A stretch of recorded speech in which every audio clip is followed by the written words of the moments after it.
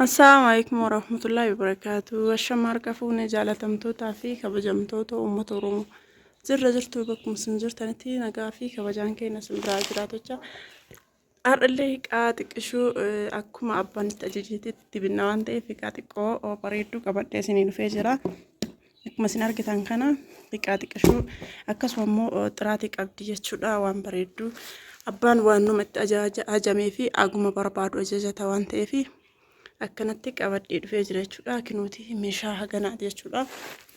Akkuma isin argaa jirtanii meeshaa aadaa torba ajajattee kaatee itti biratti ammoo qorii tokkollee biratti dabalattee meeshaa aadaa wanta ta'e guutuma ajajatte jechuudha. Obboleettiin teennaa kinoo akkuma isin argaa jirtan kana meeshaa aadaa wanta ta'e guutuma isaa ajajattee akkana fakkaata jechuudha. Akkuma isin argaa jirtan kana gara gatiitii fi meeshaatti isin deebisaa warroon namoyyuu ajaja na biraa qabdan obsaan na eeggadhaa isinin jedha. Meeshaan keessan jaluma jalaa isinii bahaa jira waan ta'eef warroon namoo meeshaan bahee viidiyoon hin waraabamne warra bira hin geennellee hin jira. Inni namoonni sunniin ammoo meeshaan keessan kan itti hafu yoo jiraateef sababa saniif na eeggadhaa isiniin jedha jechuudha. Namoonni ammoo biffee kanallee jechuudha. Namaan isin seensisaa biffeen kun waraabamee gadi hin dhiifamne inshaallah haga boruuftanitti waraabee gadi isin dhiisa jechuudha. Biffee baay'ee bareedaa ta'e jechuudha. Maashaallah viidiyoo guutuu isaa isiniif gadhiisa jechuudha. Asuma warroonni haarawaa taatan saskiraayib godhaa. Viidiyoon keenya babbareedaan akka isin bira gahuuf jechuudha.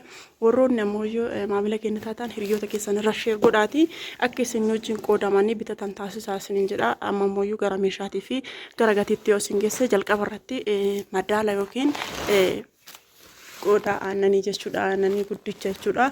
Akkuma isin argartan kana jechuudha. Kinuuti isa kana inni kun haga litira 5 akkasii hin qabata. Litira 5 qabata jedhanii gurguranii akkuma isin argitan kana asitti nyaata jechuudha. Kinuuti kana bal'ata waan ta'eef nyaata baay'ee bareeda jechuudha. Meeshaa aadaatiin akkanatti faayamee bareedee isin dhiyaatire jechuudha. Sirriitti ilaalamee bitama jechuudha. Maaliif qoraasumni garaa keessaa dhiiga yoo tokko dhiiga ajaa'utu jira. Dhiigni martuu hin ajaa'a. Dhiigni qobamee ammoo yeroo dheeraa taa'ellee akkasumatti ajaa'a jechuudha. Dhiiga sana ammoo dhiigni kamuyyuu majaa'a hin beektanii dhiiga sana ammoo ka keessaa baasu sirriitti qoraasaniiti gubbarra isaa bichaa yoo xiqqishuma inni godhan sirri ajaa'a ofitti naman kaleessu jechuudha. Kun ammoo sirri qoraafameera jechuudha. Kinuuti akkuma isin argartan kana kinuuti sirri qoraafamee jira. Baay'ee bareeddi jechuudha. Isinitti sirriitti mul'atuu dhabuu dandeetti. Kinuuti akkuma argartan kana jira jechuudha. Garaa isaa keessillee sirri qoraafamee jira. Akkuma argitan kana sirri qoraafamee bareedee jira jechuudha. Qoraafamaan sirri qoraafamee jira. Akkana fakkaata namoonni jechuu barbaadan illee ajajadhaa isiniin jedha. Yoo barbaadan abbaan litira 4 illee yoo barbaadan 5 illee yoo barbaadan haga 6 akkasitti jechuudha. Ajajachuu hin dandeettan. Inni kun bakka baay'ee bareedaadha jechuudha. Guddaa akkasii illee miti xiqqaallee hin jedhamu baay'ee guddaadha. Litiri 5 jechuun baay'ee guddaadha. Akkana fakkaata jechuudha. Namoonni jechuu barbaadan ajajadhaa isiniin jedha. Gatiin isaa immoo jiddu galeessaa birrii 1,000 fi 700 qofa jechuudha. Gatiin isaa birrii 1,000 fi 700 namoonni bitachuu barbaadan bitadhaa isiniin jedha. Baay'ee bareeddi akkuma isin argitan kana jirti jechuudha. Kinuuti meeshaa aadaatiin bareeddee faayamtee ka qophoofte jechuudha. Akkanatti namoonni bitachuu barbaadan bitadhaa isiniin jedha. Inni biraa immoo meeshaa aadaati. Meeshaa aadaa obboleettiin teennaa biratti ammoo hin barbaada. Qorii tokko micciirraadhaaf qorii tokko ammoo dhadhaadhaaf barbaada jettee qopheeffatte jirti. Qoriin kunii fi kun walqixaa miti akkuma isin argartan kana. Kinoon kun guddaadha. Kun ammoo xiqqishaadha jechuudha. Argartanii isiniif beeksisa.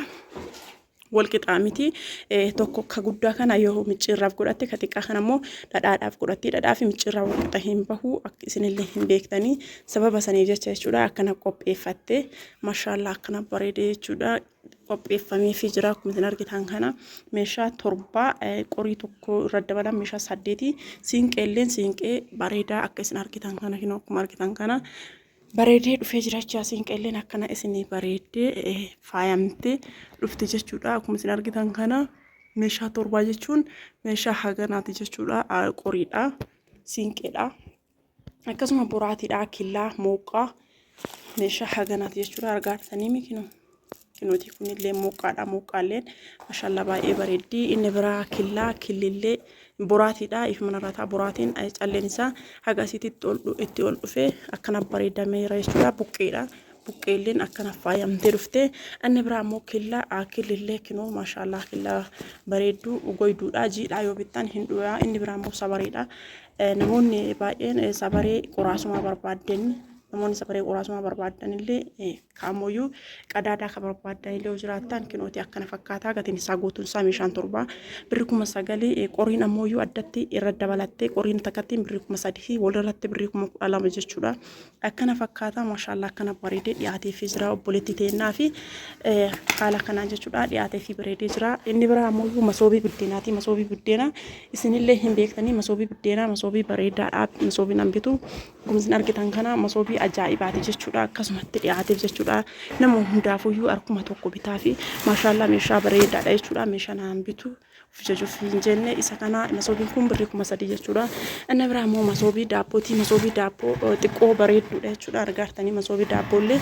isa kana jechuudha masoobii daabboo wanti isin laaluu qabdanii safeedii kana laalama safeedii dugda duubaa kana irra laalama jechuudha safeedii dugda duubaa kana laalama akkana bareeddee hodhaan isiillee ajaa'iba ta'ee hodhamee akkana dhuftee jirti isiilleeni qadaada isiitiin illee yoo liggaltu kinu akkanatti baay'ee bareeddi jechuudha masoobii bareedduu gatiin isii birri 2,000 jechuudha daanteliidha daanteliin birri 4,400 lamaan isaa 800 jechuudha akkuma isin argaa jirtan kana inni biraa mooyyuu safeediidha safeediin ifa manarra ta'a safeedii daabbootii safeedii daabboo safeedii guddaadha maashaallah baay'ee bareeddi akkuma isin argitan kana jechuudha argartaniimi safeedii daabboo safeedii guddoodha baay'ee guddatti jechuudha gatiin isaallee birri 600 inni biraa immoo gindoodha gindoon biddeena namni biddeena illee masoobii yeroo baay'een shaaggeessa warroonni keessumaayyuu boota homa kana jirtan akka naannoo akka Shaashamannee akkasuma immoo yoo Hadaamaa maali kunniin namoonni jiraachuu barbaadan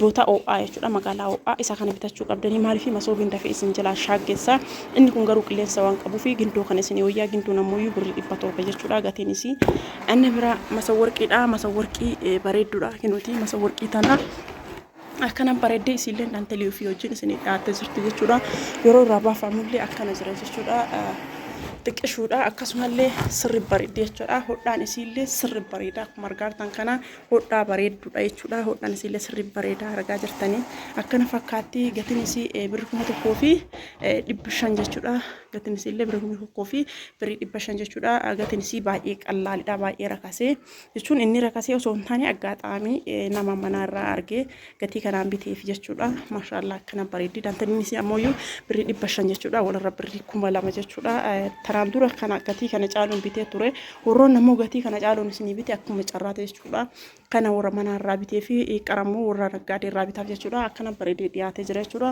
inni biraa ammoo buna haadhati yaanaa bitii naan jettee obboleettiin teennaa bunallee bitee fi jira jechuudha haadhaa fi buna naabiti naan jettee bunallee bitee fi jira buna warqaa buna bareedaa jechuudha tokkoffaa akkuma isin argitan kana gatiin isaa birri 450 jechuudha akkana fakkaata maashaallah kana kaasifa ta'u warroon namoonni bitachuu barbaadan illee lakkoofsa bilbilaa duwwaa 972 duwwaa 2519 irratti ittiin argachuu dandeettanii namoonni daarektii barbaadan namoonni duwwaa 933 64 64 irratti heloo jettan inni kan ammoo daarektiidhaa kun ammoo telegiraamillee iimoollee waasaapillee ittiin argachuu dandeettanii abbaa 72 akkana fakkaata jechuudha meeshaan keenyaa kana gaasiif haa ta'uuti rabbi nagaanatti si agarchu warroon ammoo maatii keessaniif illee sapiraayizii qabaattan xiqqaa ta'ee guddaa ta'e akkuma isin barbaadan boota isin barbaadan isiniif keessaa wadaa isin qaban mallee akkasuma itti fufee jechuudha nagaatti horaa bula.